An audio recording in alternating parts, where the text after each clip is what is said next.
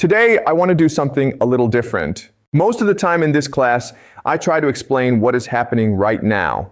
I try to give you a framework. I try to give you the tools to understand the world.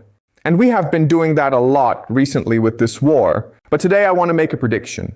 Before I do that, I want to go back because I think it is very important to understand how we got here. Because if you understand how I made the first three predictions, you will understand why the new prediction I am making today is not just a guess.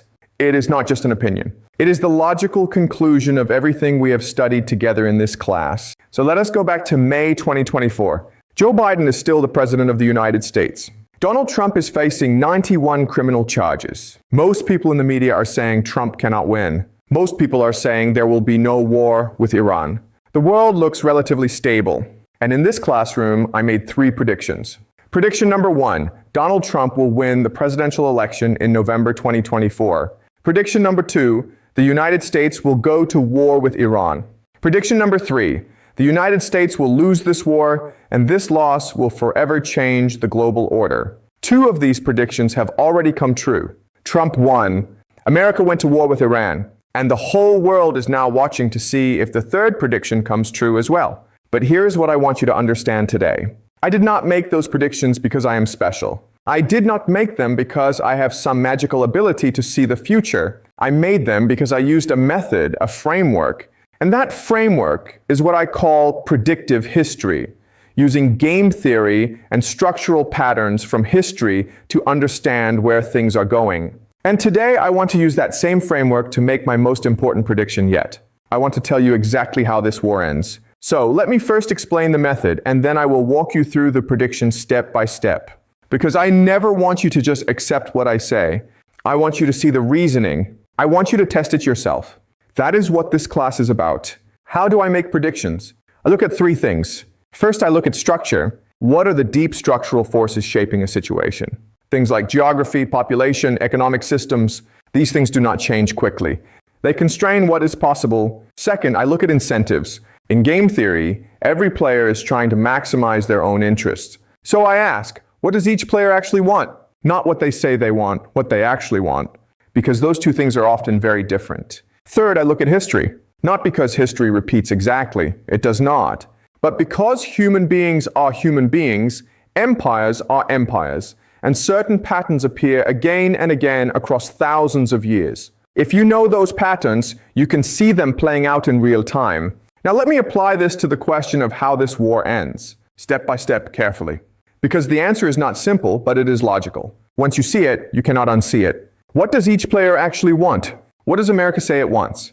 It says it wants to stop Iran from getting a nuclear weapon. It says it wants to bring democracy to Iran. It says it wants peace and stability in the Middle East. Now, what does America actually want? America wants to maintain control over the global oil supply because the global oil supply is the foundation of the petrodollar system.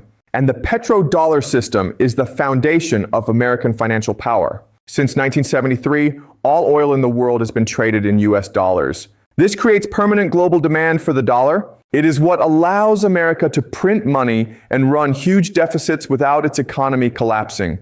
Without the petrodollar, America cannot afford its military. Without its military, it cannot maintain its empire. So the real goal of this war is simple. Control the Middle East, control the oil, keep the petrodollar alive. What does Iran want? Iran wants to survive. That is the most basic thing. Iran has been under American sanctions for decades. America has been trying to regime change Iran since 1979. Iran has watched what happened to Iraq when America invaded. It watched Libya get destroyed. It watched Syria get destabilized. Iran knows that if it does not fight back, it will be destroyed. So Iran's first and most fundamental goal is survival. But Iran also wants something more. It wants to be recognized as a legitimate regional power. It wants the sanctions ended permanently. It wants to control the Strait of Hormuz, not just during the war, but permanently as a tool of economic leverage. And it wants its allies, Yemen, Hezbollah, Iraq, protected as part of any settlement. What does Israel want? Israel wants to replace America as the dominant power in the Middle East. Israel is auditioning to be the new empire. It is showing the global elite, the finance class, the asset managers, the people who actually run the global system, that it is willing to fight, that it has the unity, the determination, and the strategic intelligence to be the muscle of the global system when America is no longer able to do the job. And what do the Gulf states want? Saudi Arabia, UAE, Qatar, Kuwait, they want to survive too. But they are weak. They cannot fight on their own. Right now, they are trapped between two powers that are much stronger than them. Their strategy is to stay as close to whoever wins as possible, and they will flip very quickly to the winning side when they see which way things are going. The structural realities. Structural fact number one, America is winning the air war, but cannot win the ground war. In an air war, America is dominant. It has the most advanced fighter jets, the most advanced bombers, the most advanced targeting systems. And in the opening phase of this war, America did serious damage to Iran. It struck nuclear facilities. It targeted leadership. It tried to destroy missile and drone factories. But here's the problem. You cannot win a war from the air alone. This is not just my opinion. This is one of the most well-established facts in all of military history. No country in modern history has ever been regime changed purely from the air. The Americans bombed North Vietnam for years. Vietnam did not surrender. The British bombed Germany for years in World War II. Germany did not surrender from the air. It surrendered when Soviet and American ground troops were physically inside its territory. So, if America wants to achieve regime change in Iran, it eventually has to send ground troops. But a ground invasion of Iran is potentially catastrophic. Iran is 4 times the size of Iraq. It has a population of 90 million people. It is mountainous. And Iran has been preparing for a ground invasion for 25 years. Underground bases in mountain ranges, decentralized drone factories, weapon systems specifically designed to destroy helicopters, armored vehicles, and infantry. Structural fact number 2. The cost exchange is unsustainable for America. Iran fires a drone that costs $50,000. America fires a missile to shoot it down that costs $3 to $10 million. For every Iranian drone, America spends 60 to 200 times more money trying to stop it. Iran fires these drones in swarms, hundreds at a time. America is running through its interceptor stockpiles at a terrifying rate. In fact, America is already in a race to accomplish its military objectives before it runs out of interceptors. Let me say that again. The most powerful military in human history is in a race against the clock before it runs out of weapons. And America's military-industrial complex cannot quickly replace these stockpiles. The F-35 took 26 years to develop. Interceptor missiles take years to produce. Iran's drone factories, on the other hand, are dispersed across the country, hidden in basements and warehouses, and can be rebuilt quickly even after strikes. This asymmetry only gets worse for America over time. Structural fact number 3. The economic pressure is real and growing every day. The Strait of Hormuz carries 20% of the world's oil supply. Iran is effectively controlling it right now. And now Yemen has entered the war and is threatening the Red Sea, which carries another 12 to 15% of global trade. Think about what happens when both of these choke points are disrupted at the same time. Oil goes to 150 to 200 a barrel. Fertilizer becomes scarce. Food prices rise globally. A global recession begins. This creates political pressure inside America that no president can resist because ordinary Americans are already asking, why are we fighting this war? Why are gas prices going up? Why is my grocery bill going up? And the answer is this war. Structural fact number 4, American political will is fragile and declining. Only about 40% of Americans support this war right now. That number will go down, not up, as casualties increase and economic pain grows. America is not a nation that accepts casualties easily. We saw this in Vietnam. We saw this in Iraq. We saw this in Afghanistan. Every time America gets into a long, expensive, painful war with no clear victory in sight, the political will collapses. Iran knows this. Iran has studied American psychology very carefully for 20 years. It knows that the American public has a pain threshold. And Iran's entire strategy is built around pushing America past that threshold. The 2 scenarios. Scenario 1, America does not send ground troops. It keeps this an air war. America continues bombing Iran. Iran continues firing drones and missiles. The war goes on for months, possibly years. America depletes its interceptor stockpiles. The cost keeps rising. The political pressure at home keeps building. Oil prices stay elevated. The global economy suffers. And eventually, America looks for an exit, a face-saving way out. Trump goes on television and says something like, "We have achieved our objectives. We have significantly degraded Iran's military capabilities. We are declaring victory and bringing our forces home. Scenario 2, America sends ground troops into Iran. Trump decides that air power alone cannot achieve regime change. The pressure from the GCC countries, Saudi Arabia, UAE, becomes unbearable because they are being pounded by Iranian drones and missiles.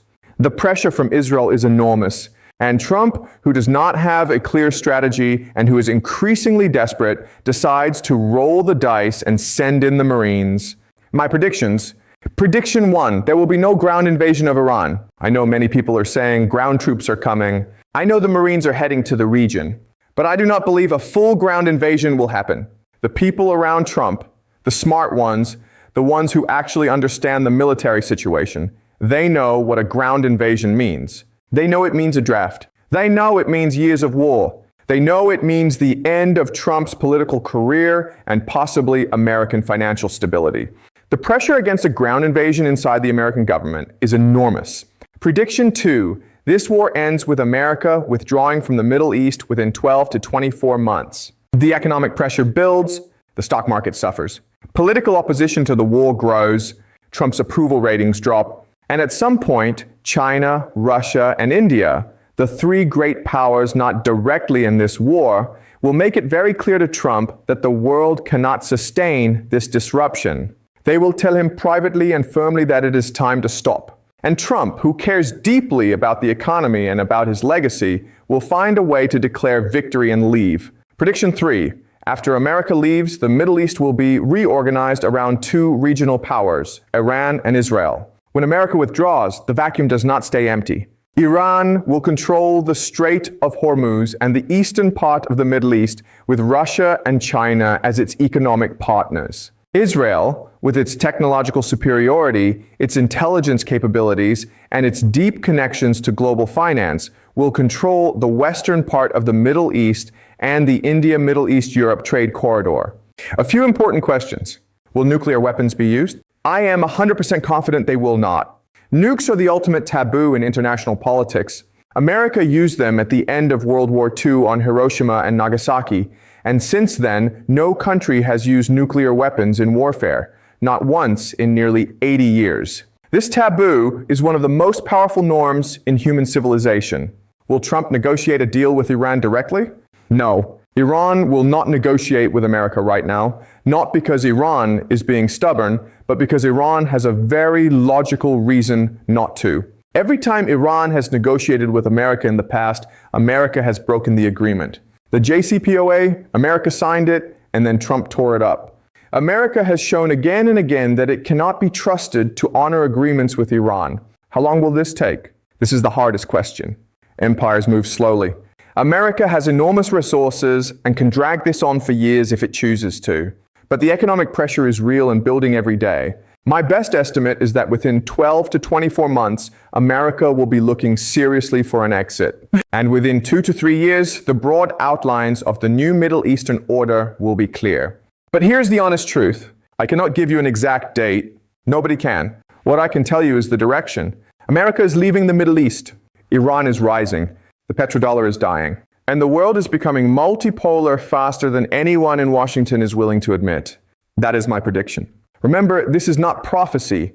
This is game theory and structural history. I might be wrong. And if I am wrong, we will come back and analyze why. Because that is what predictive history is about. Not being right all the time, but thinking carefully, questioning our assumptions, and following the logic wherever it leads.